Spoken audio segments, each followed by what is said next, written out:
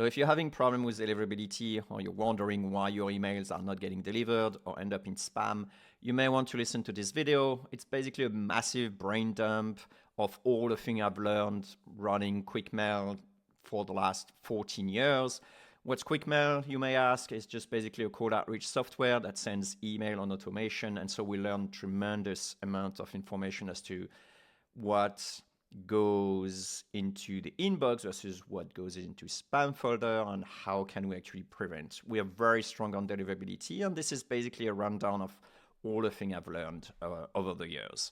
And so you can call it best practices, and I'm gonna go through all of this. It's quite a big document, and I split it into multiple sections. You got technical sections, whether you're setting up or creating your list, your email content, and yada, yada, yada. So let's just go through it, and hopefully you'll find a lot of value. There's a high chance that a few of them you're not really aware of, or you're not really following. So without further ado, let's just go through it.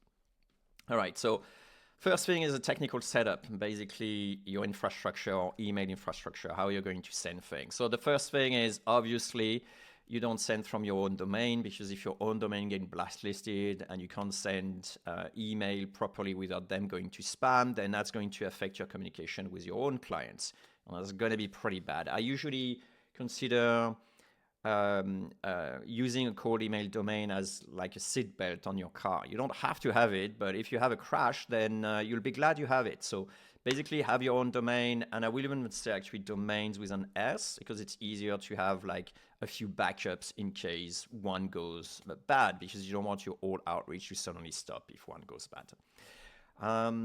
Maximum 2 inboxes per domain, so basically 2 users per domain. The reason for it is because deliverability reputation is usually associated with the domain. So you may have like 10 inboxes or 10 users into a domain, but if you realize that one goes wrong, basically your entire other 9 users will also go wrong. So it doesn't really gain you anything to add more inboxes.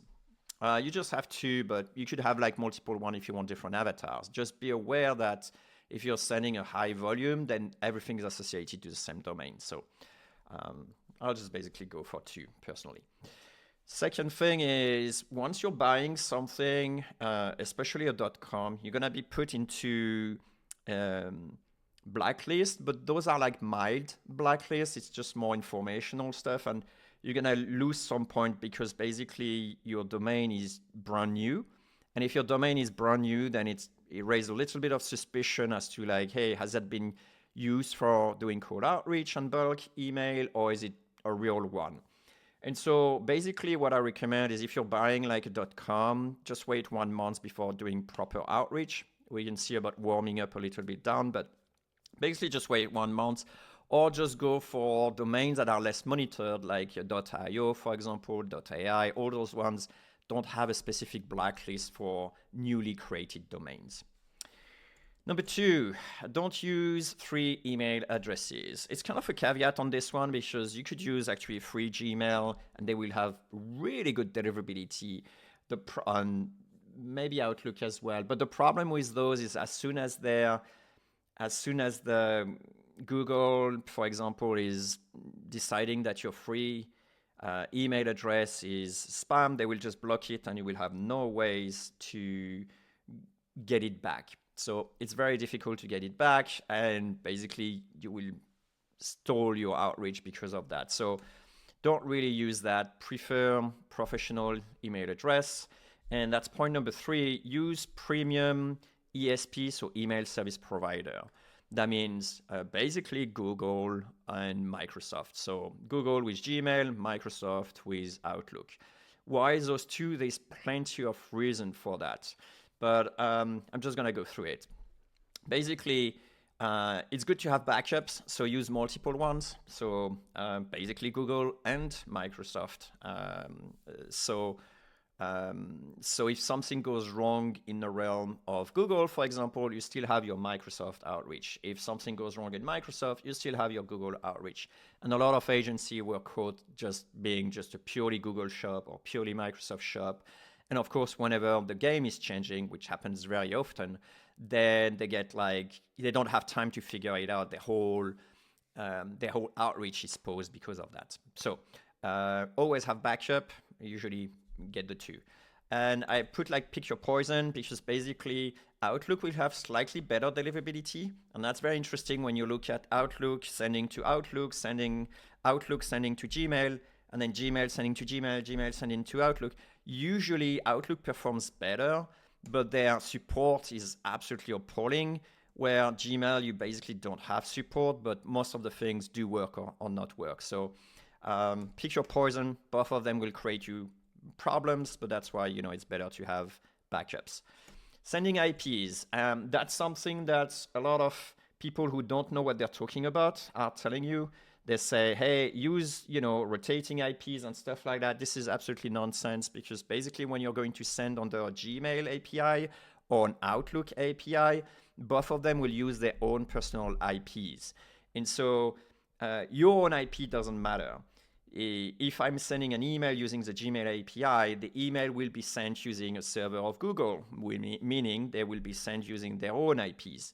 And so it doesn't really matter. You can ignore this unless you're going for custom SMTP, which means it's not a premium email service provider.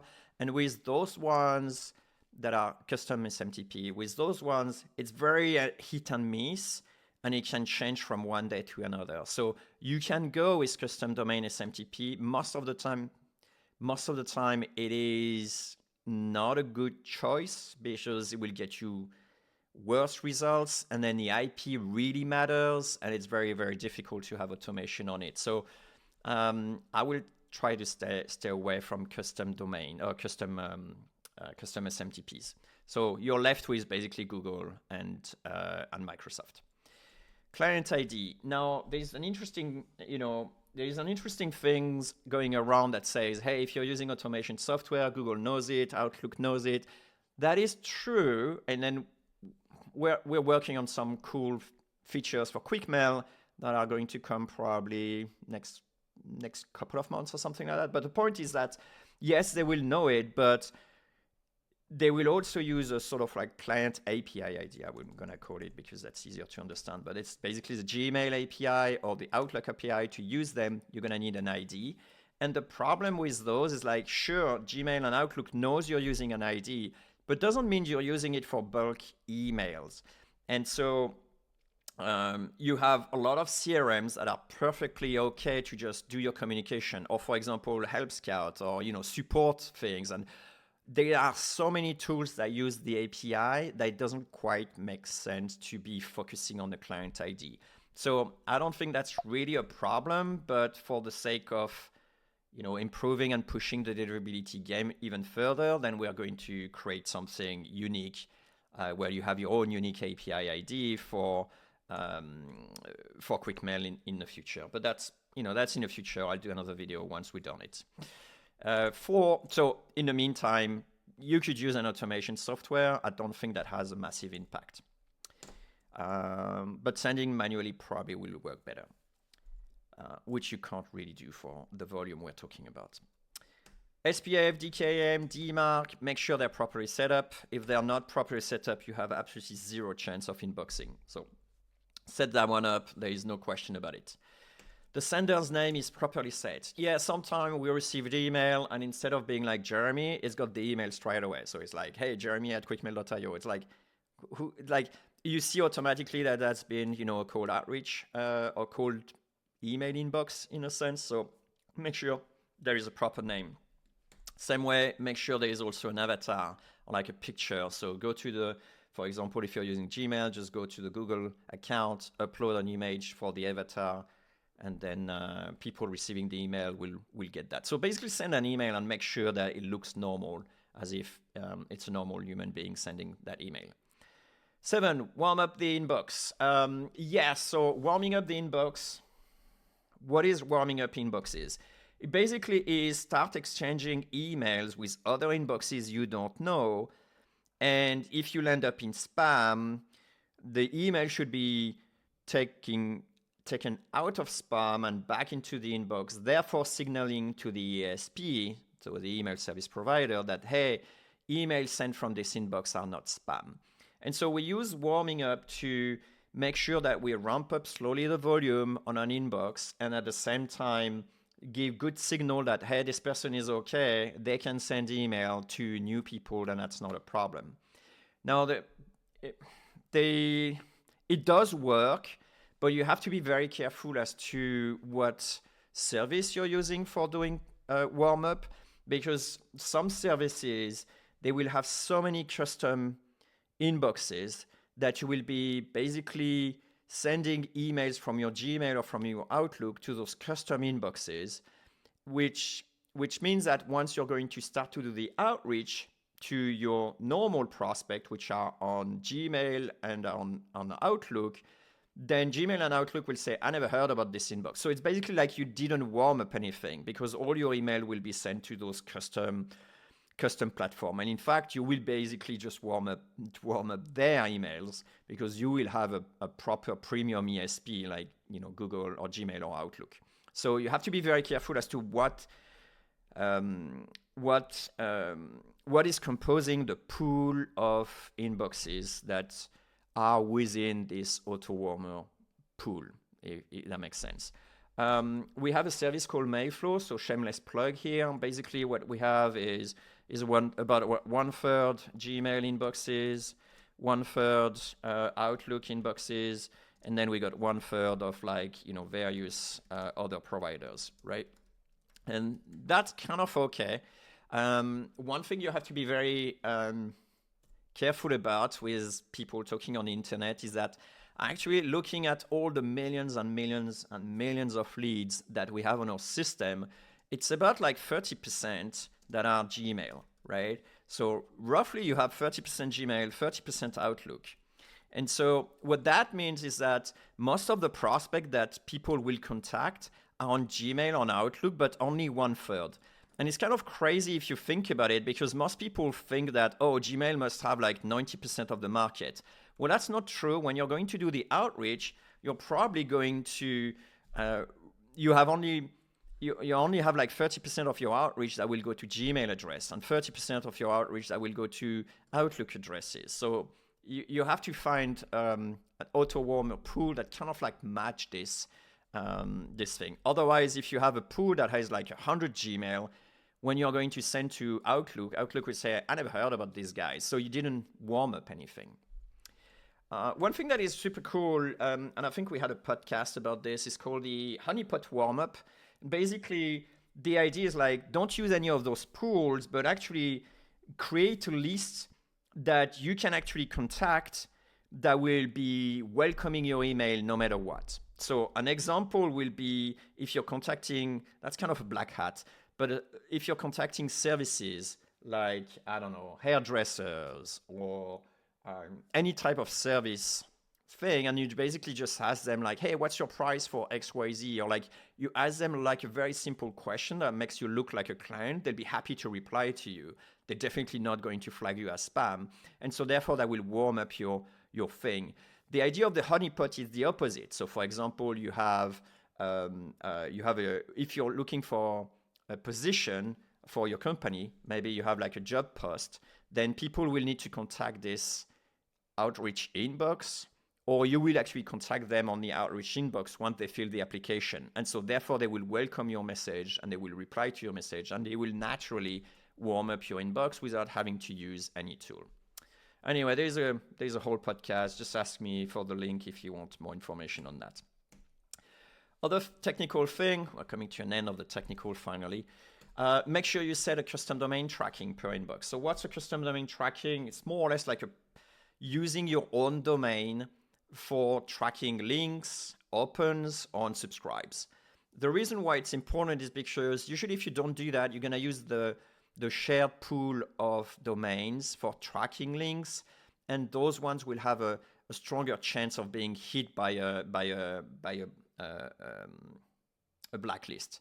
So, for example, if one person does something really bad with their outreach, they were going to be blacklisted. And if they are using one of those tracking links that are shared on the software, then there's a high chance that if you're using it as well, you're going to be impacted. So instead, what you do is you set up a custom domain tracking and make sure make sure the links then will be on SSL. That's super important, right? Not HTTP, but HTTPS, right?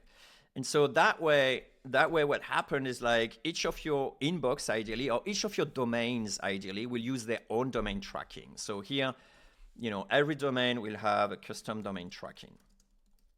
And usually this is what we call a CNAME or subdomain. Please don't use click. So that'll be like click.something.com if your domain is something.com. Don't use click, don't use tracking. Hello has been used a bit too often. I don't know, just something like a bit different. Maybe it's info, maybe it's reach, whatever it is, but vary a little bit so that it's not always the same type of thing. And it doesn't really imply we're tracking anything. Anyway, and that's valid for links, image, or unsubscribe.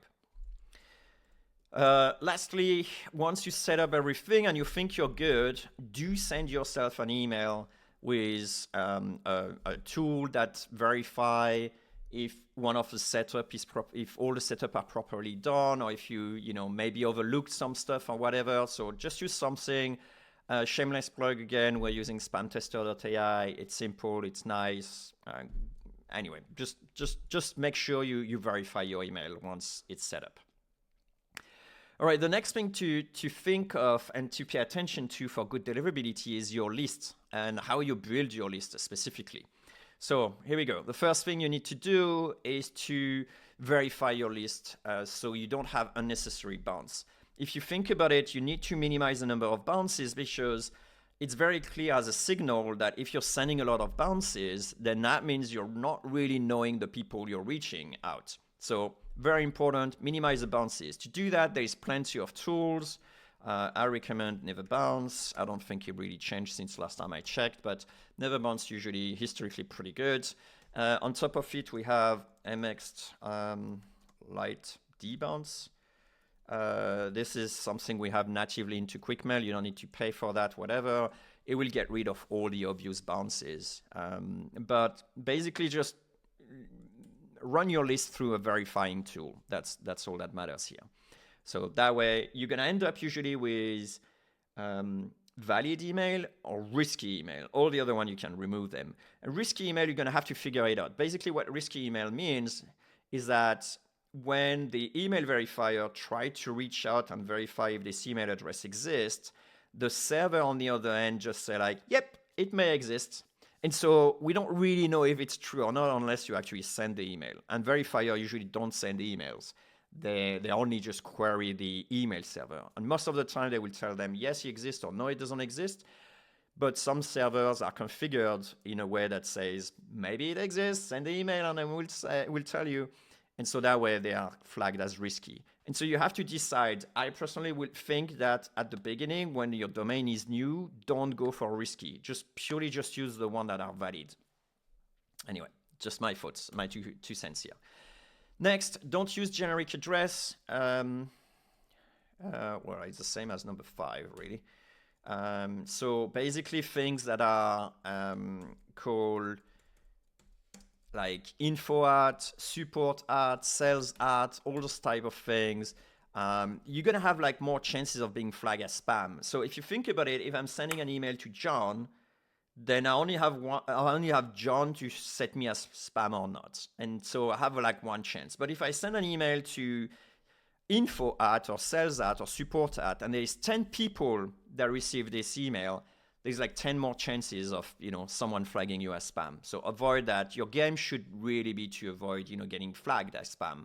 Meaning basically as well is like make sure, if you can, so make sure people want your solution, right? So don't spread and pray. That's the easiest way to get flagged as spam and then having your deliverability tanking. So make sure people, as much as you can, make sure people do want your solution or have a high chance of wanting your solution.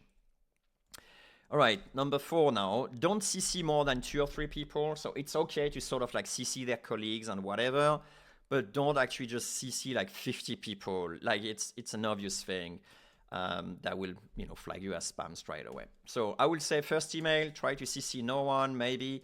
And then the second email, maybe you can, CC 1 or 2 more people if you want to. Next, don't use private individuals. So basically, you should, avoid things like at gmail.com or like at hotmail.com. Like all those things that are like usually used by private individuals, you'd want to avoid that at all costs. Basically, I have in my own account in QuickMail, because we do outreach as well with our own software, but I have something that exclude everyone that is at Gmail, at Hotmail, all those sort of like free tool, because we don't want to send to individual. We want to send to only professional, and we want it to be B2B. That's a bit harder when you're on brick and mortar, because a lot of people are at yahoo.com, and it's like, oh crap. But just bear in mind that if you have the choice between the 2 email, always choose the professional one. You'll have less problem.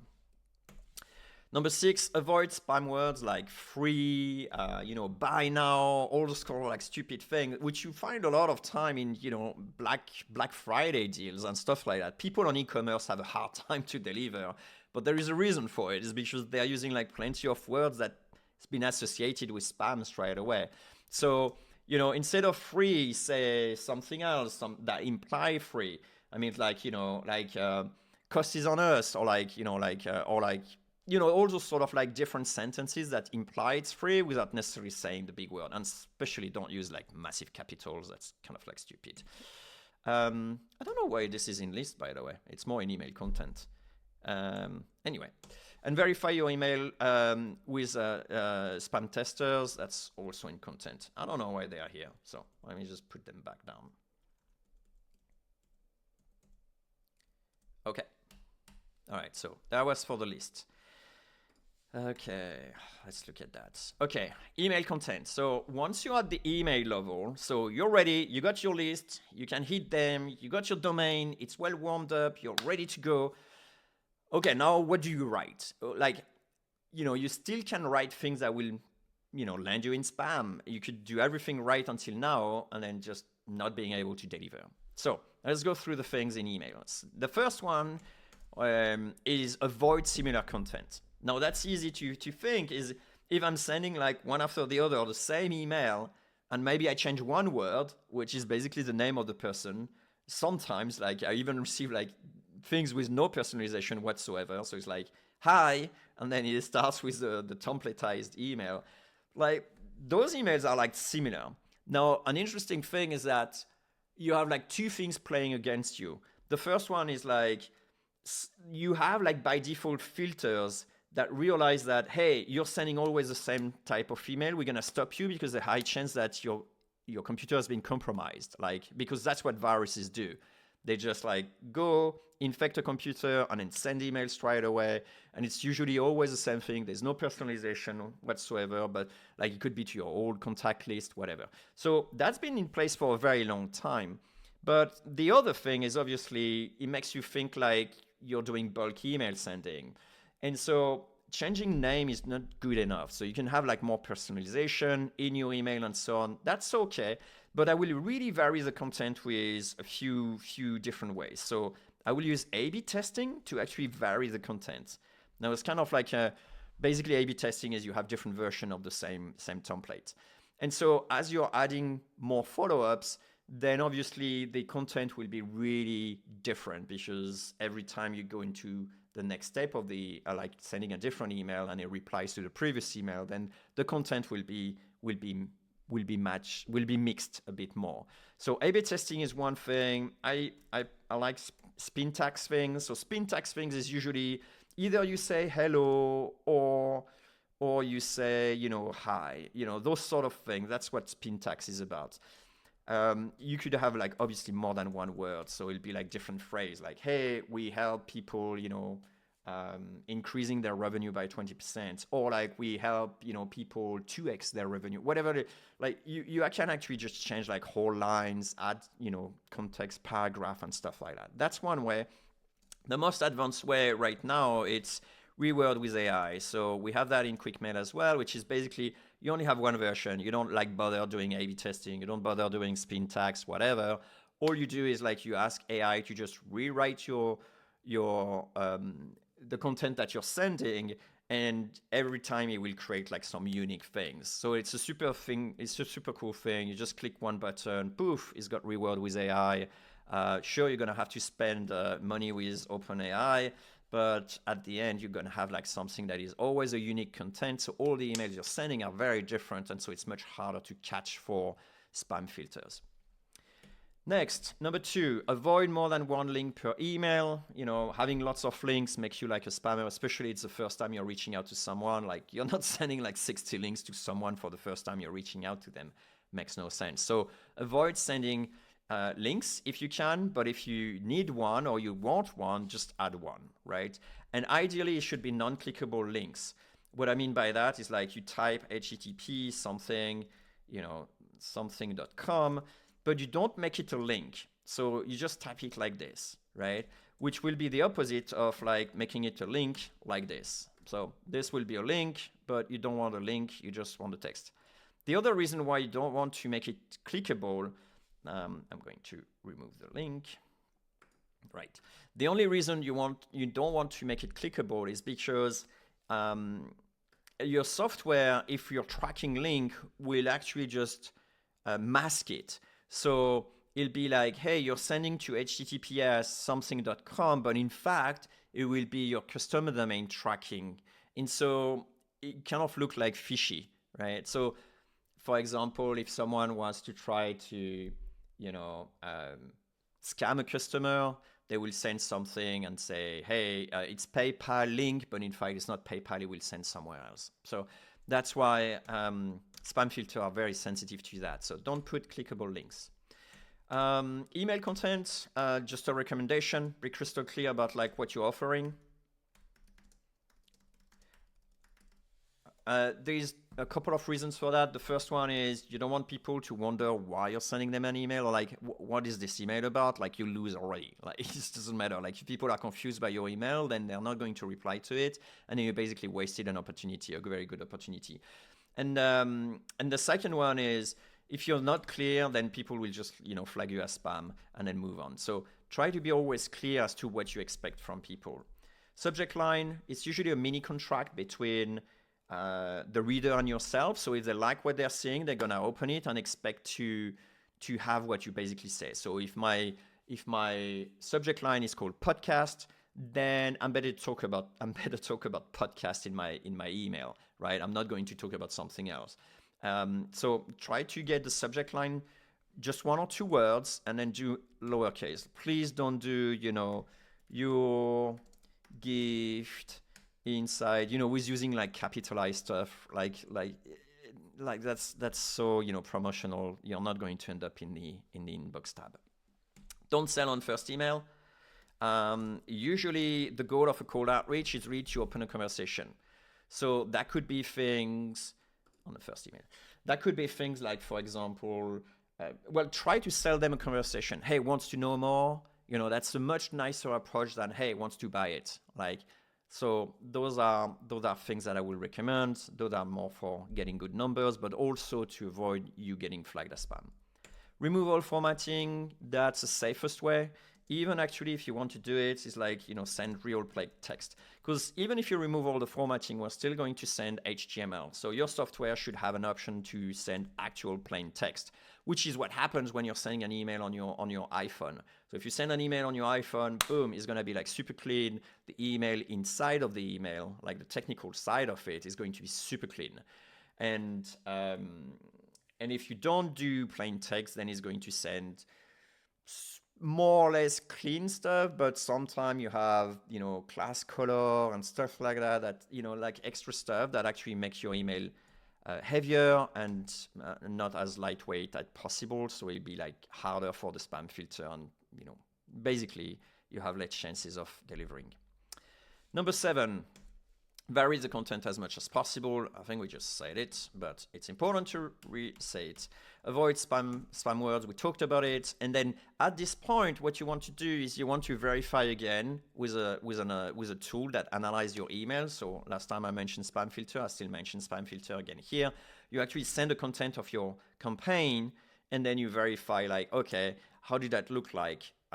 Maybe there is some spam words, or maybe there is some stuff that are still not properly well configured. So anyway, do remind yourself to also send test follow-up. Yeah, that's important too. Next, technical configuration. Hey, I thought we were done with technical stuff. Well, we are not, because the first ones are like the setup to be able to start using your email infrastructure. Those things are more, how do you tune the software in order to tune the software in order to make sure you're going to maximize your deliverability. All right, so here we go. First one, it's a volume thing. Don't contact more than 20 new people per day. It's okay to have more follow-ups and stuff like that. I will say even per domain, right? So you can have still, you know, a couple of users per domain, but make sure you don't send too many new people per day. All right. Second one, avoid sender burst, like basic sudden burst of volume. So for example, if you haven't sent anything for last week and then suddenly you're contacting 250 people, again, that's the same thing as the virus stuff. Like spam filters are very sensitive to that because it's super easy to check. You know, hey, that guy was not sending a lot of emails. Now there is sudden burst. Should we stop it automatically? And usually they do. So first thing, you avoid burst, and then you start, you know, gradually increasing the number. Like maybe the first week you're contacting only 5 people every day. The next week you're contacting 10 people every day. You know, just gradually go up, and make sure you space all your email by as much time as possible. I recommend a minimum of 2 minutes per email between emails. Even 5 minutes will be ideal if you can. I think we have 5 minutes on our own accounts. And if you, as a bonus, I'll say, as bonus, it's easy to detect when there is a pattern. It's like, oh, that's weird. Every 5 minutes straight, there is an email that goes out. So what you can do in some software, I mean, including QuickMail, of course, you can add like a variable time. So I'll be saying between 2 and 6 minutes, for example, right? So that means the maximum it will be for this one, it'll be between 11 minutes, because it'll be like 5 plus 2 to 6 minutes. So it'll be between 7 and 11 minutes time between emails being sent. So you're going to say, hey, Jeremy, how do I actually, you know, send a big blast? Maybe I have an event next week and so on. Well, there's no way around it. I'm sorry. Unless you want to big blast to a spam folder, then you don't want to do that. So your alternative is to have enough domains that you can still follow those rules, but you know, send from enough different domains that you can still achieve the volume that you want. That's basically where the game is at. Avoid tracking opens on a first email. So we gave you like a lot of control in QuickMail about like how you want to do your tracking. A lot of people are really against open tracking. I'm not so against open tracking, but you have to do it smartly. So the first thing I will do is like avoid it on the first email. So that way, when you're going to follow up, you're still going to have an idea of like, am I still like having deliverability issue this week or not? So I think it's still very important. Instead of, you know, reply is a lagging indicator. You want to know it very quickly when your domain is having problem. So we'll avoid it on the first email. And if you're really worried about Gmail, you could also disable it for just Gmail, right? And then leave it for the other one. The point really at this at this stage really is to minimize the deliverability problems, but at the same time keep a tab on what's happening and hopefully being a good indicator. So I'm more looking at trend with the opens, not necessarily the exact number. Like, are we like suddenly having like a massive drop? Then in this case, it indicates that you lost reputation on your domain or not. Basically, that's what we're looking at. Number 5, avoid sending image on the first email. But if you have to, try to embed it. So some software have it. Again, QuickMail has it. But you could obviously embed the image, which means when it's sending with the image attached within the email. And so it's less suspicious to spam filter because you're not pulling out an image from a different server. So that means you can't really spy on people and you can't really change the content. So it's like there's a lot of things like that. So if you embed it, that's better. And then, but if you embed it, like do only small images, because there was also a problem with spammer in the past where they sent like big image with just a text in it and stuff like that. Don't do any of that shit. So small image, maybe it's, you showing something or a place or whatever you actually want to show that actually makes sense in the context of your email. Know that there is a drawback to adding image, so you have to be careful. And if you want, like I said, to avoid the banner of Gmail that says like, hey, like there is an image in this thing, we're not quite sure, we're going to hide it, and we're not quite sure we're going to show it to you, and then people have the choice between, show me or flag me as spam, then like I say, just disable it for Gmail. And then if you really want to use an external image for whatever reason, maybe you want different image per prospect or per lead you're contacting, and therefore you need a different address, whatever. Then I would recommend you enable open tracking for image. So I think I'm not sure if other software have it, but in QuickMail, basically what happens is like, if we realize that you're putting an image with open tracking, we say like, oh, well, we may just like track the open as we're delivering the image when the user wants it. Anyway. Don't use URL shorteners. That should be obvious, but don't use things like bit.ly and stuff like that. They've been known for obfuscating the real email address or the real, URL. And so therefore, it's very likely that you're going to end up on spam if you do that. We're coming to an end.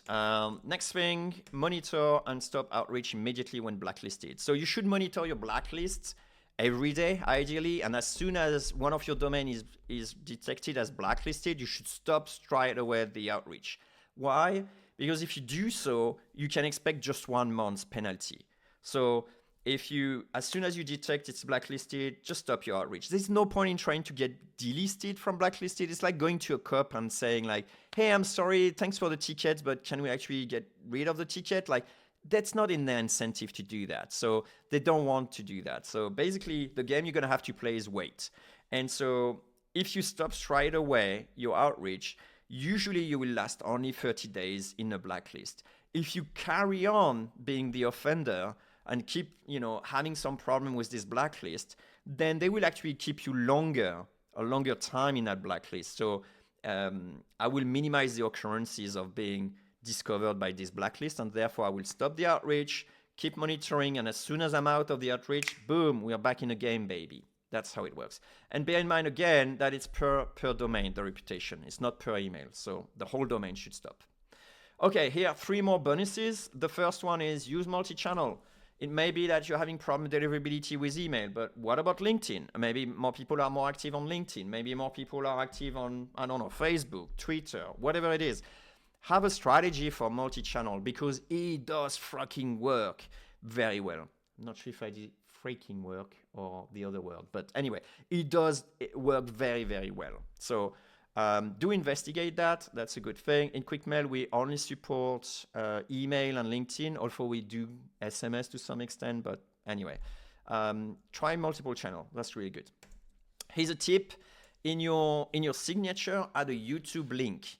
Now, again, don't make it clickable, but add a YouTube link. And therefore, that will, for Gmail clients, when they receive the email, they will automatically have a small thumbnail for free. And so I will play with the thumbnail and I will just push things that they're interested in. So, for example, if you're trying to sell a solution to IT people for maybe, faster load or faster server, whatever, then I will make sure I optimize the thumbnail to be something I want to click on, right? It's the same game as YouTube, basically, but in email. And then the last thing, I will add also a LinkedIn link for deliverability, or even better, also a PS. I will add a LinkedIn link to add authority. So basically people, instead of having like a big line that says like, hey, I'm a podcaster, I'm a book author, I'm whatever type of thing, just like casually put your link. If people want to check you out, they will. Usually they will check you out when they need more trust. And so if your profile is well optimized for that, then it will say, oh, well, that person is like, oh, I didn't know that person was doing this and this. And they're like, oh, that person seems legit, right? And that's basically what you want people to say. So you could add like, casually a LinkedIn link, again, non-clickable to add authority. And the last thing will be add a PS. I think it's definitely super underrated, but the PS can be customized for each of your outreach user, or outreach lead, which will automatically give you better variation on your email, because usually the PS is really different sentences to people. So that will help you with having each of the email being unique that you're sending. And usually people really like that because it's just like targeted to them. You may have like a more generic message, but people always read the beginning and the end. So the end will be like, oh, what's the PS? It's like, oh, cool. Oh, maybe I should consider whatever. And the PS is also your chance to not talk about other things than your solution. For example, when you're sending an email that talks about, I don't know, technical speed of servers, for example, you're going to talk about technical speed of server. Like, I don't want to know, like, hey, you've been doing a marathon last week. That's awesome. By the way, I'm trying to sell you a solution to do speed. That's kind of like not really working. I will reverse that. I would say, hey, we're selling a solution, and PS, by the way, just as a side note, I really love the marathon stuff that you've been doing last week. That's a much different dynamic, and it's a much better one. So PS is underrated, so use that. At the moment, it's not overused. And that concludes your longer video than I thought. I thought it would take 10 minutes, but it took like 4 times more. Obviously, deliverability is a huge topic. There's the huge skill associated to that. And if you want to know more, or if you want to check out quickmail.com, then go ahead. Do not hesitate. Send me also an email or reach out to me on LinkedIn, whatever. And yeah, good luck to you.